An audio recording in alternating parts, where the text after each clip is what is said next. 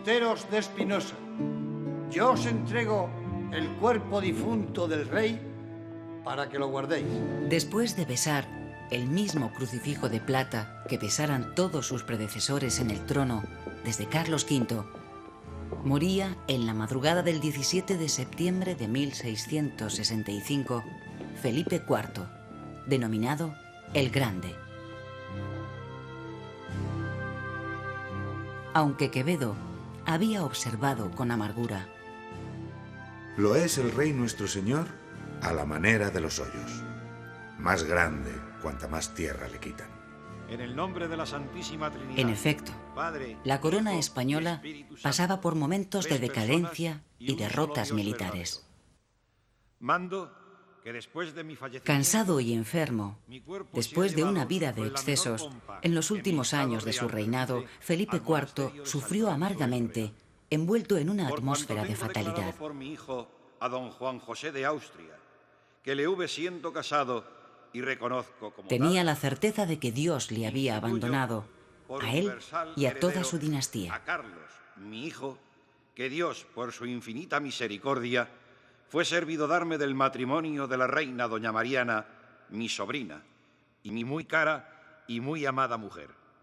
Carlos II, que sería llamado el Hechizado, apenas contaba 4 años cuando murió su padre, lo que condujo a la regencia de la reina viuda, doña Mariana de Austria. Así lo había decidido el rey en su testamento. Del príncipe, mi hijo, a la reina doña Mariana, con todas las facultades y poder que, conforme a las leyes, fueros, privilegios, estilos y costumbres de cada uno de los dichos mis reinos.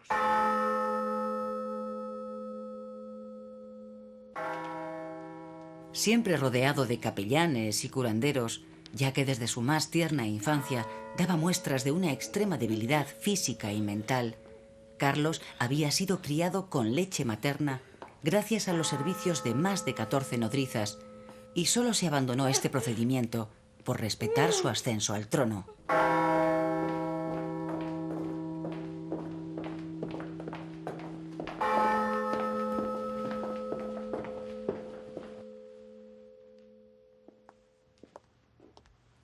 Majestad, vamos. Por entonces, el rey aún caminaba con dificultad. La corona se asentaba con mayor firmeza sobre su cabeza que el suelo bajo sus pies.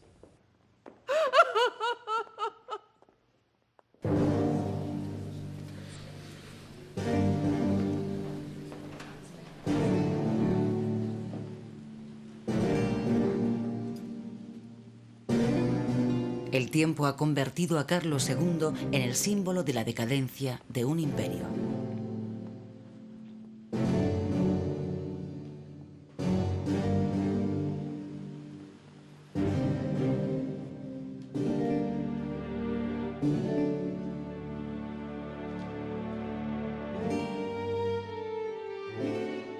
Carlos II era fruto del matrimonio de Felipe IV a los 44 años con su sobrina Mariana de 14. Su debilidad era la consecuencia de la endogamia indiscriminada practicada por la Casa de Austria. Carlos era el representante de la 6ª generación de esta política matrimonial. Pese a los reiterados embarazos de Mariana de Austria, solo 3 infantes llegaron a vivir los años suficientes para que sobre ellos se fundaran esperanzas sucesorias.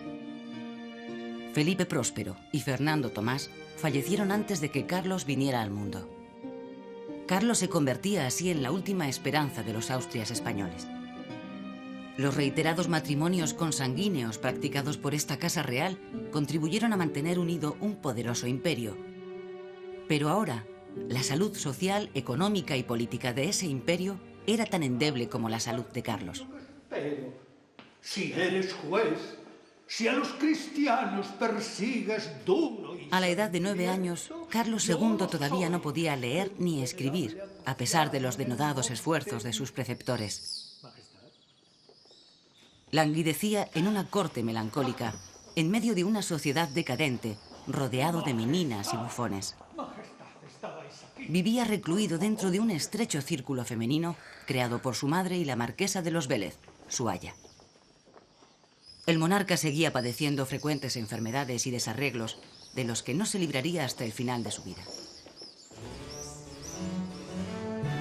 Las enfermedades crónicas del rey hicieron de la cuestión del heredero un asunto de Estado que implicaba también a las potencias internacionales.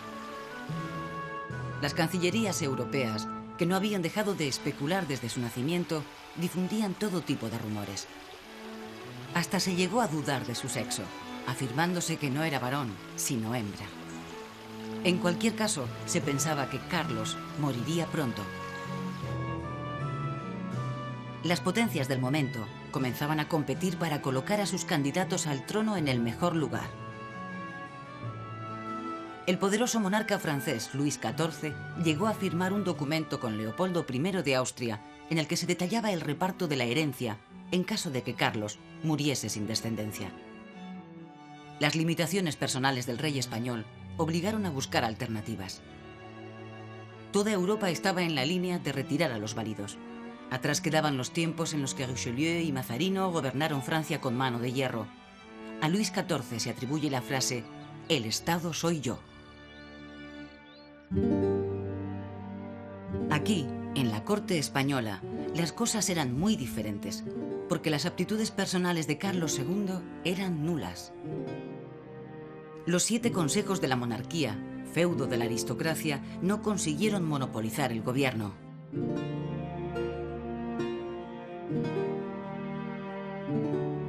Las decisiones en los primeros años del reinado de Carlos II estuvieron en manos de su madre, la regente Mariana de Austria, que nunca dejó de vestir el luto de las reinas viudas de Castilla. Sin demasiados amigos, en una corte en la que todos mandaban y nadie decidía, con el doloroso recuerdo de la muerte de tantos infantes, Mariana de Austria vivió estos años allí, en el viejo Alcázar, envuelta en una atmósfera tensa. Tenga bien, vuestra majestad. La regente tuvo que afrontar problemas tan graves como las humillaciones de los ejércitos franceses paseándose por Flandes, la independencia de Portugal o la actitud reacia de la nobleza para colaborar en la defensa de la monarquía. Me pudro de todos estos trabajos de Estado y no puedo echar mano ni confiarme de nadie. El confesor de su majestad.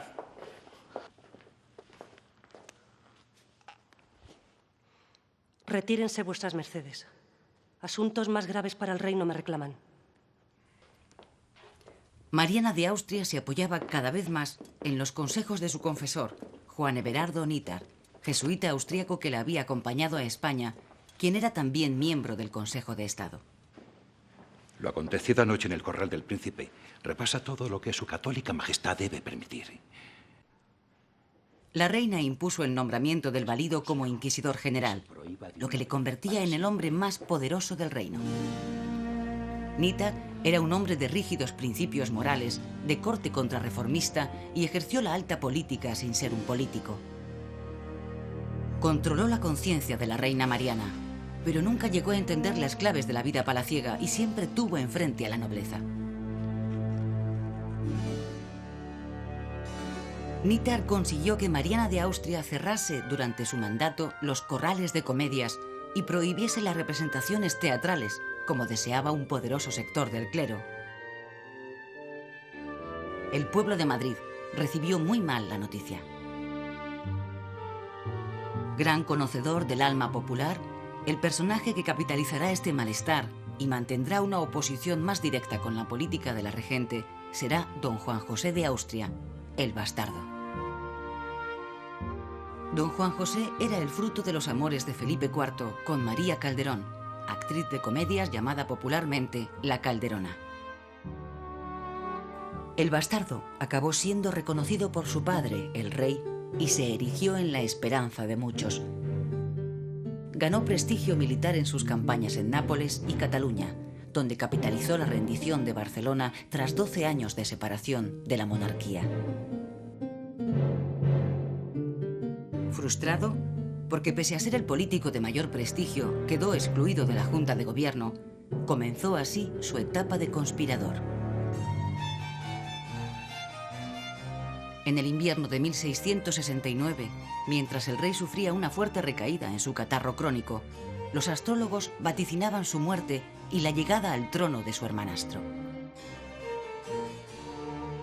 Los creadores de opinión, seguidores del bastardo, preparaban el camino. Don Juan José de Austria protagonizó días después una marcha militar sobre Madrid desde Aragón, que sería el primer pronunciamiento militar de la historia moderna.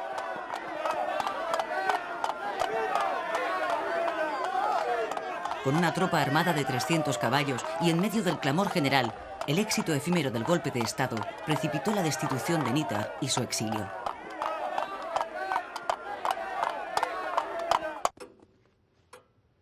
Os aconsejo levedad y cautela.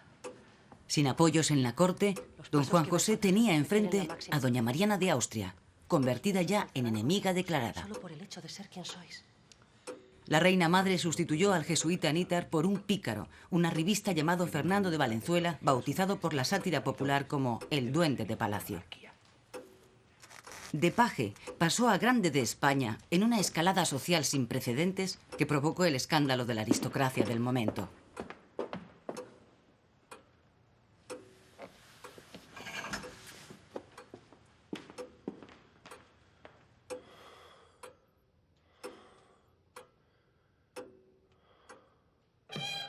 Los mayores logros de Valenzuela fueron la reconstrucción de la Plaza Mayor de Madrid tras el gran incendio de 1672 y la construcción de 2 puentes sobre el Manzanares.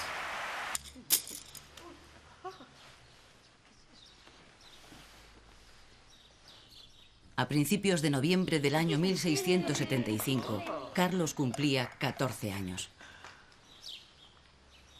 Había llegado el momento de gobernar sus estados según lo ordenaba su padre en el testamento.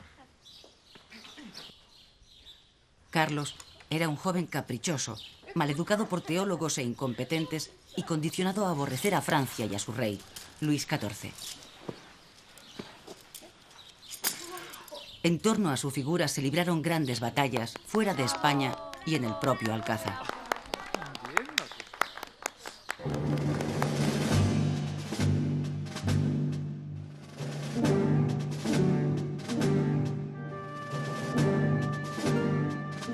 El 17 de enero de 1677, un grupo de más de 500 soldados, al mando de 2 grandes de España, se dirigen al monasterio del Escorial, donde habían aislado a Valenzuela, con la intención de hacerlo prisionero. Los militares entraron violentamente y prendieron al valido, profanando el recinto sagrado, que gozaba de total inmunidad.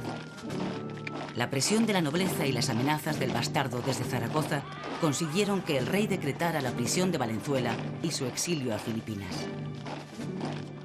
Al grito de ¡Viva el rey! ¡Fuera el mal gobierno! don Juan José emprendió con éxito una nueva marcha sobre Madrid. Doña Mariana fue enviada a vivir al Alcázar de Toledo y Juan José de Austria entró en Madrid como salvador.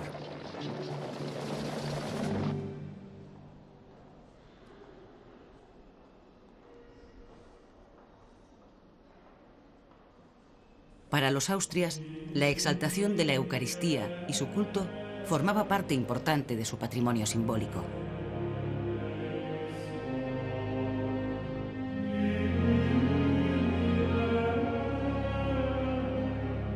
En 1679, don Juan José acompañaba al rey que presidía la fiesta del Corpus. Para celebración tan señalada, Carlos II lució un sombrero de fieltro que llevaba incrustada la famosa perla, la peregrina, la más hermosa de Europa, según se decía, como la princesa con la que esperaba casarse. Su Majestad parecía feliz.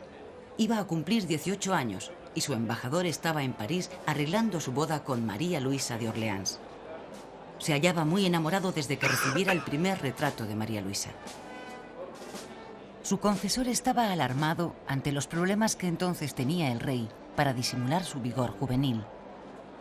El rey debe casarse tan pronto como sea posible, convinieron todos. Por aquellos meses, el precio de los alimentos se había disparado. Todos culpaban al gobierno de don Juan. Enfermo y sin apoyos, el bastardo vislumbraba su final.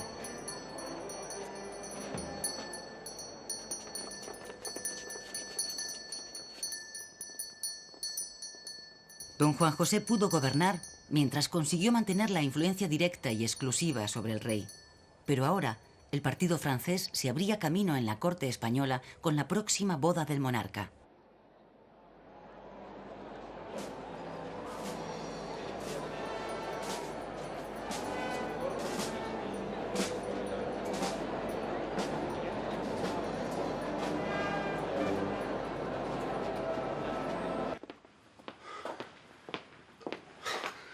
El fracaso de don Juan José fue tan rápido como corto su mandato de 2 años. Acabó enfrentado a la misma nobleza que antes le condujera al poder. Ahora los grandes de España desaprobaban su gobierno.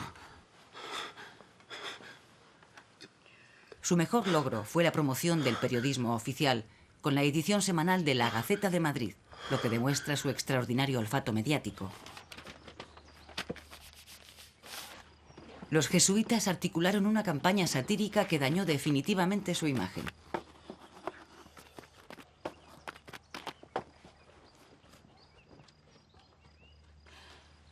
Su hermanastro, preocupado con los preparativos de su próxima boda con María Luisa de Orleans, ni siquiera le visitó en los últimos días de su enfermedad. La muerte le llegó el 17 de septiembre de 1679.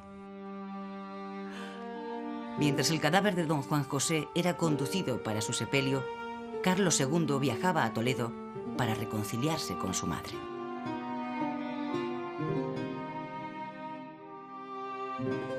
El problema de la sucesión de Carlos II colocó en un primer plano de la política a sus esposas.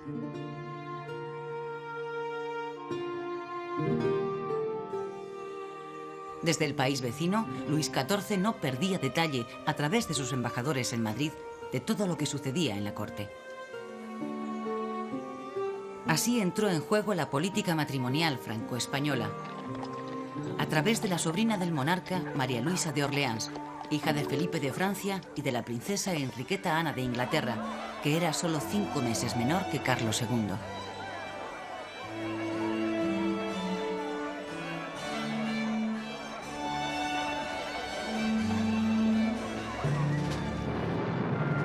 Pero España estaba en guerra en aquellos momentos con Francia y formaba además parte de una coalición militar con ingleses y holandeses.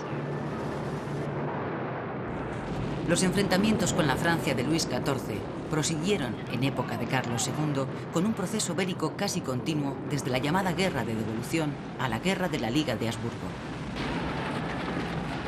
La agresividad francesa se hizo notar sobre la frontera catalana desde 1670.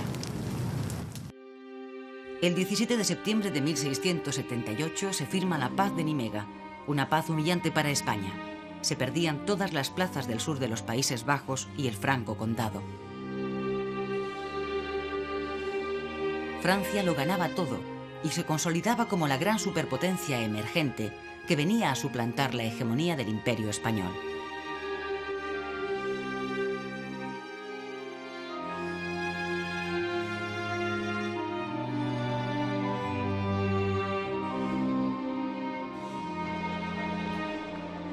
Las repercusiones de las guerras con Francia fueron graves en toda España, especialmente en Cataluña, que será invadida, y Barcelona tendrá que capitular ante las tropas de Luis XIV en 1697, lo que contribuirá a tensar las relaciones entre los catalanes y la monarquía.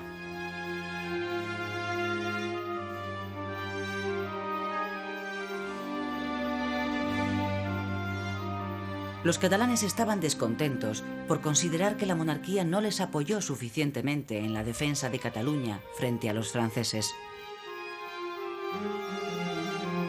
La monarquía, porque siempre desconfió de la fidelidad catalana. Estas tensiones larvadas se desatarán con el problema causado por la falta de un heredero al trono y conducirán a las llamadas guerras de sucesión.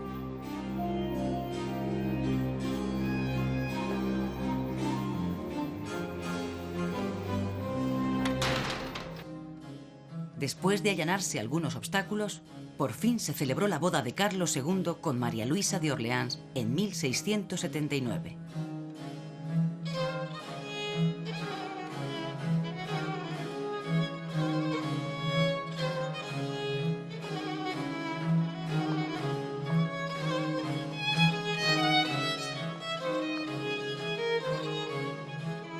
Aunque Carlos se reafirmaba en su amor al conocer a su esposa, no se puede decir lo mismo de los sentimientos de María Luisa de Orleans, que ya había recibido antes del encuentro noticias sobre el escaso atractivo físico de su marido.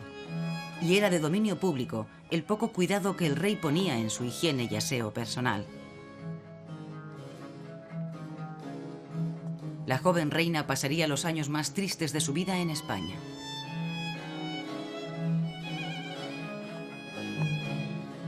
Siempre vigilada por la severa camarera mayor, la duquesa de Terranova, doña María Luisa levantaba recelos entre quienes pensaban que todo lo francés olía a pecado. El baile y la danza, entonar dulcemente un aria de ópera y montar con destreza eran la base de su educación entre París y Fontainebleau. Por amor de Dios, mi señora, que no estamos en París.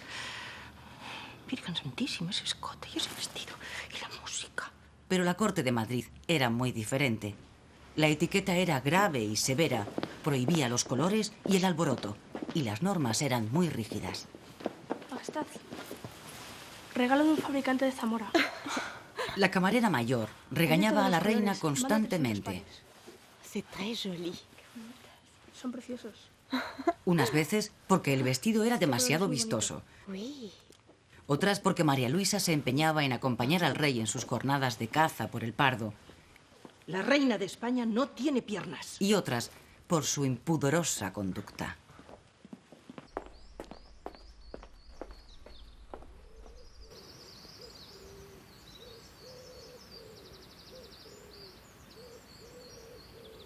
Mariana de Austria, por su parte, volvió a la corte adoptando una actitud más sumisa y moderando sus intrigas. El poco interés de doña María Luisa por la política le ganó los favores de su suegra. Con el matrimonio de Carlos se volvía a vivir la tensión por la sucesión, con todas las esperanzas puestas en el hijo que debía engendrarse en el vientre de la joven reina.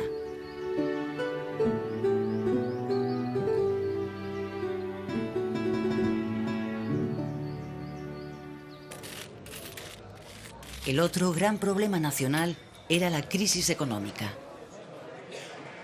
El caos monetario en la España de Carlos II se agravó con la moneda falsificada y la especulación. La herencia financiera de Felipe IV fue nefasta. Tanto el gobierno de Juan José de Austria como los de los ministros Medinaceli y Oropesa intentaron promover medidas reformistas. Se consiguió una cierta corrección del fraude fiscal y se mejoró la recaudación y la administración de rentas.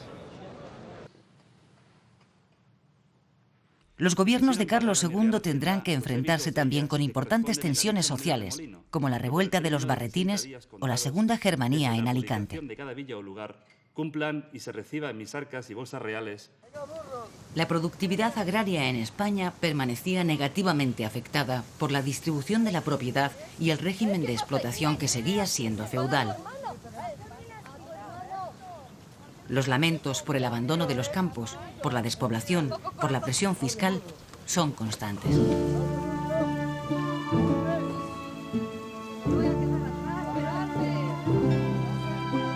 Castilla y Andalucía continuaban sumidas en una crisis profunda: peste, sequía y hambre.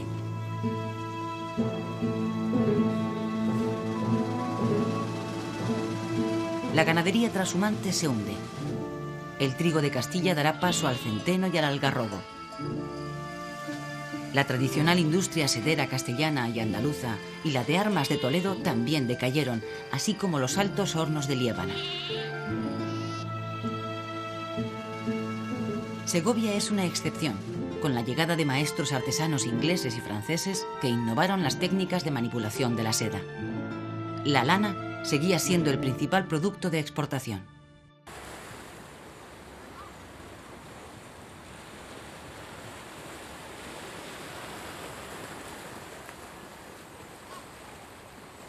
Pero no todos los españoles vivieron este periodo de la misma forma. En estos años se produce la dicotomía entre el estancamiento del centro castellano y el despegue económico de la periferia española. Galicia se recupera gracias al cultivo del maíz y el lino, y el País Vasco gracias a la promoción de la siderurgia. La España mediterránea supera la crisis con una producción agraria basada en la expansión de la viña y la promoción del aguardiente en Cataluña y el arroz y la morera en Valencia. Productos que propiciaron el desarrollo del comercio en ciudades como Mataró o Sitges y la escalada de núcleos como Villafranca del Penedès o Reus.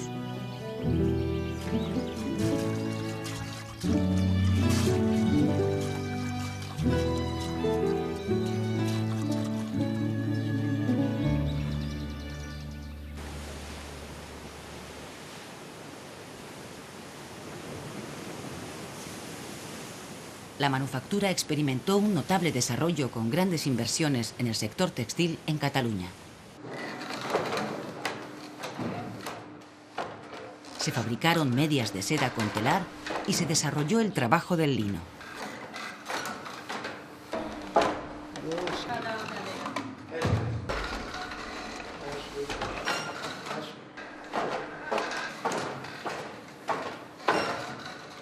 Se produce el relevo de Sevilla por Cádiz como centro del comercio con América. La dureza extrema de la explotación que seguían sufriendo los indígenas americanos condujo al conde de Lemos a manifestar ante Carlos II. Majestad, no es plata, sino sangre de indios, lo que se lleva del Perú a España. Y se consolidó el desaprovechamiento de lo que pudo aportar toda esa riqueza.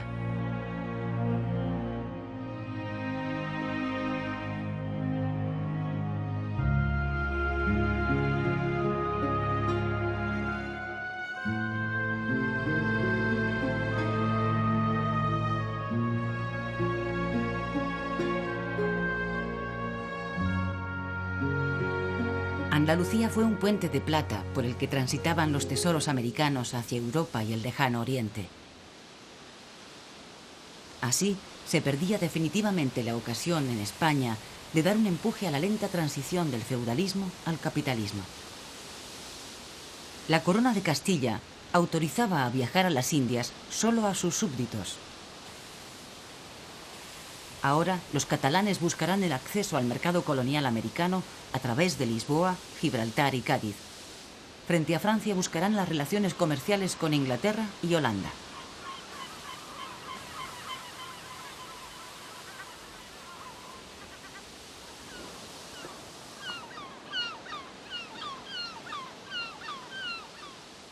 En estos tiempos dominan todavía las actitudes ideológicas de herencia barroca, de lo que es buen ejemplo la continuidad de la beligerancia inquisitorial.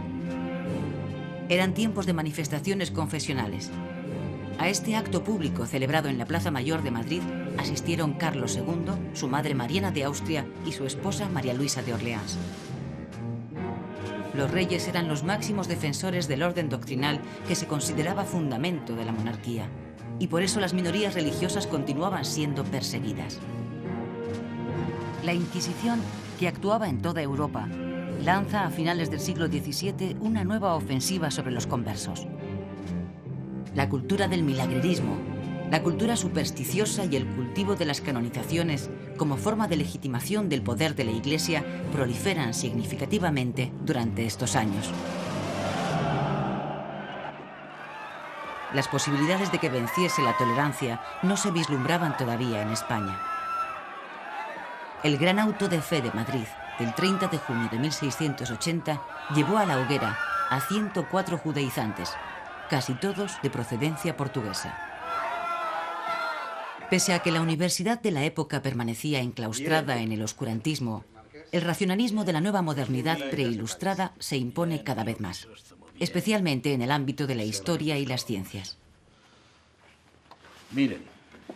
El racionalismo histórico de esta época critica algunas supercherías y falsedades del tradicionalismo hispano. Esta es la segunda lámina, señor Márquez. Como observará, trata de la anatomía humana. En cuanto a los científicos, destaca el grupo de los novatores, que denunciaron el atraso científico español y reclamaron la necesidad de introducir en España las nuevas corrientes. Por ello, tuvieron que enfrentarse a la Inquisición. Todo este ambiente cultural se aglutinaba preferentemente en torno a las tertulias del Marqués de Mondéjar o del Marqués de Villena.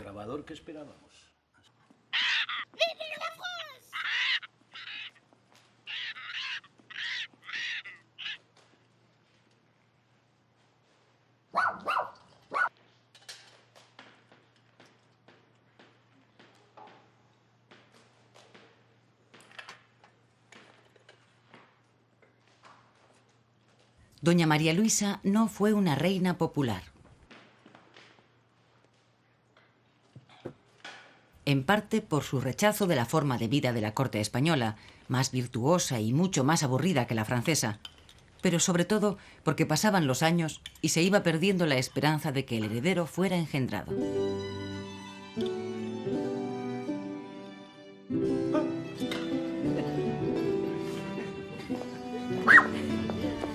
A París, bella flor de lis, que en aflicción tan extraña, si París, París a España, si no París, a París.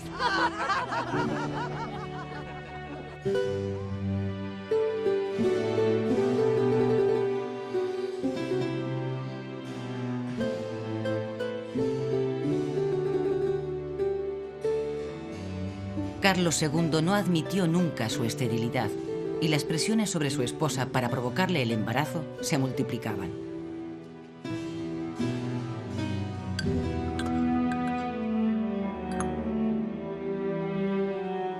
Agua de la vida. Este agua es capaz de limpiar todos los acueductos y cañerías del cuerpo humano. Obligada a tomar extraños potingues, supuestamente para aumentar su fertilidad, solo consiguieron hacerle contraer una grave enfermedad intestinal.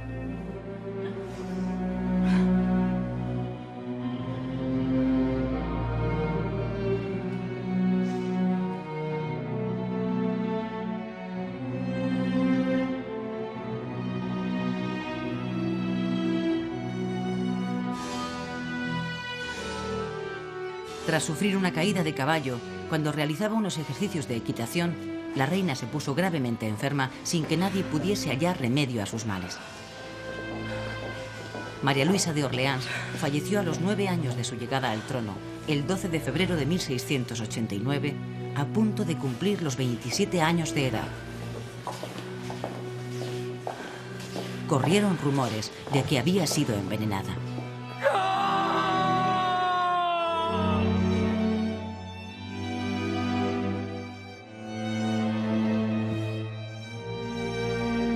Un mes después, se acordaba un nuevo matrimonio.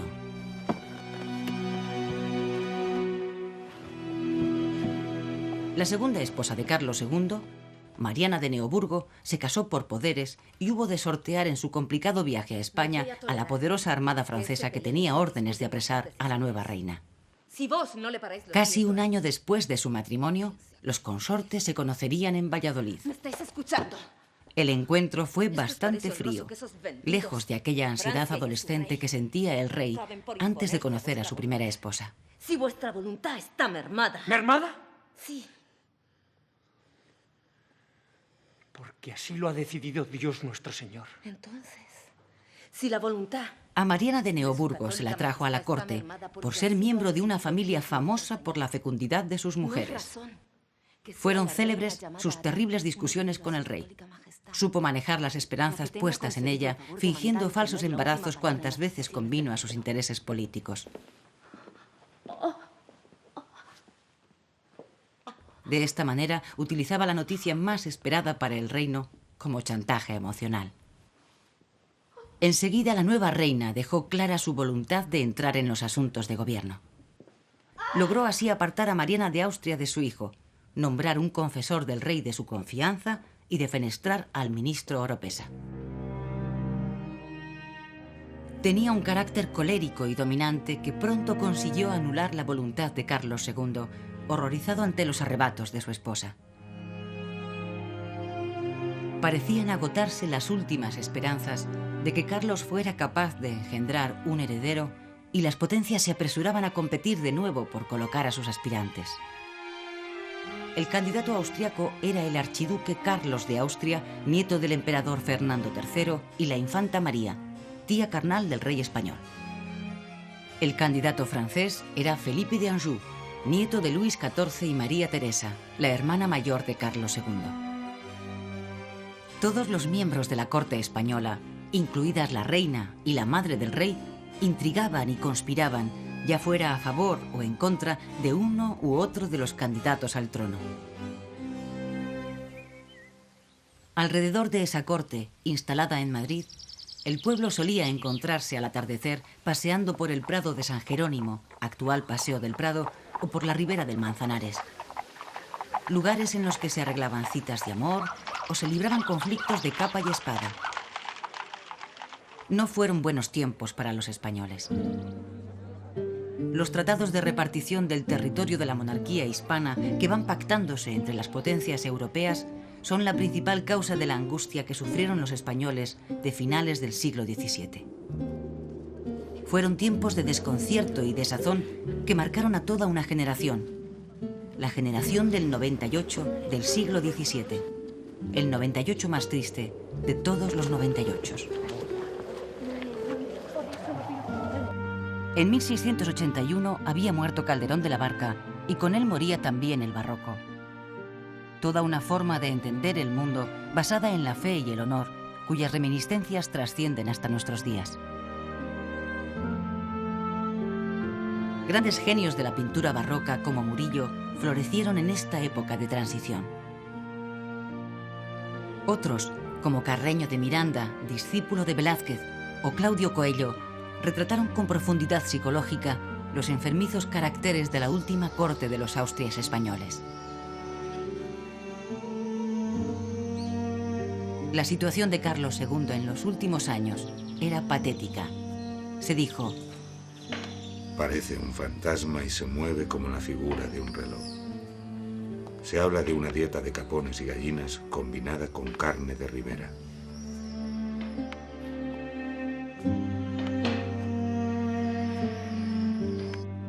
Pero todo era inútil. Entonces se difundió la noticia de que Carlos no podía tener descendencia porque estaba hechizado. Aunque ya se habló de ello en tiempos de Valenzuela, la idea de los hechizos cobró vida, sobre todo en los últimos años de la vida del rey. El confesor del rey, Fray Froilán Díaz, hombre de la reina y favorable a una herencia austríaca, de acuerdo con el inquisidor Rocaberti y el arzobispo de Toledo, Portocarrero, solicitó los servicios de un exorcista de renombre, Fray Antonio Álvarez Argüelles, quien habría de preguntarle al demonio si el rey era víctima de algún hechizo o sortilegio. Lo hizo a través de unas monjas endemoniadas de Cangas de Onís.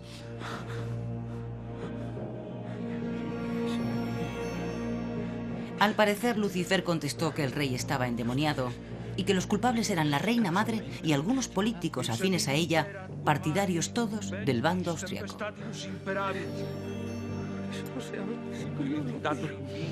El exorcista determinó que, como remedio, el rey tomase diariamente un cuartillo de aceite bendecido en ayunas, lo que contribuyó a acelerar su deterioro físico.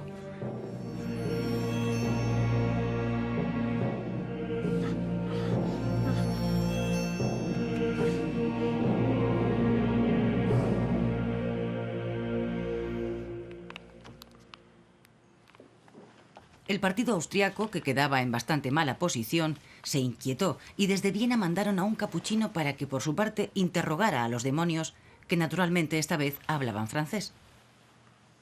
El hechizamiento del rey supuso un escándalo en la corte española, que además quedó bastante ridiculizada en toda Europa. Apresuraos.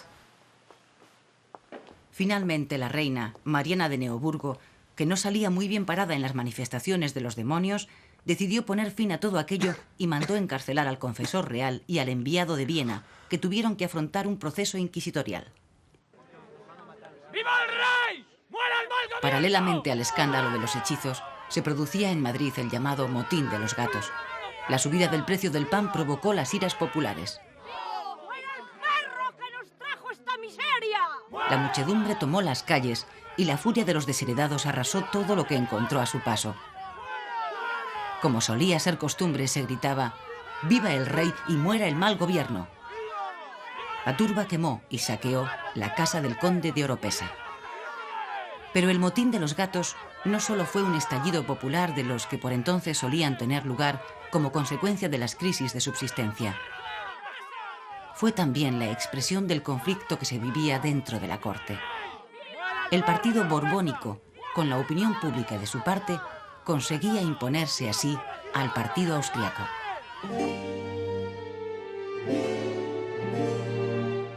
Carlos II fue un rey incapaz de sostener una política propia y, aunque tuvo momentos de lucidez, nunca llegó a gobernar verdaderamente. Durante su reinado, España continuó involucrada en múltiples guerras que acabaron de desgarrar su ya denostada imagen en Europa. La transición del siglo XVII al XVIII fue especialmente difícil para los españoles. El cambio de siglo y el cambio de dinastía. Los españoles pasarán de la más honda decadencia a la apertura a la modernidad.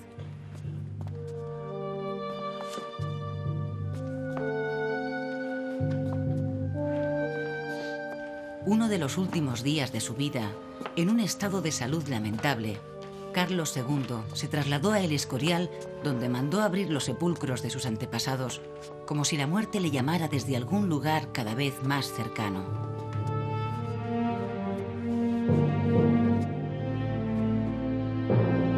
Mirando los restos de la que fue su primera esposa, el rey lloró toda una noche.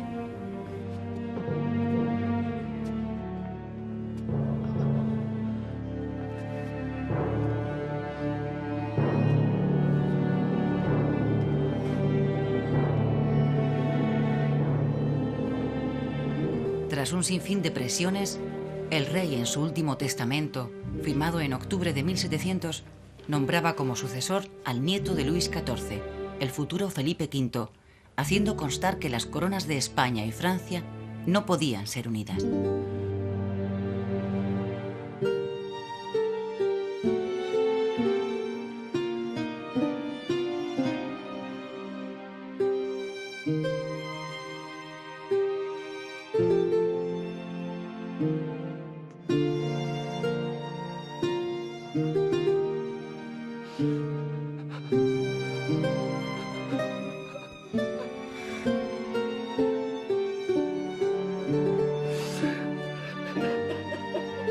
El 1 de noviembre fallecía el último rey de los Austrias y ese mismo día se hizo público su testamento.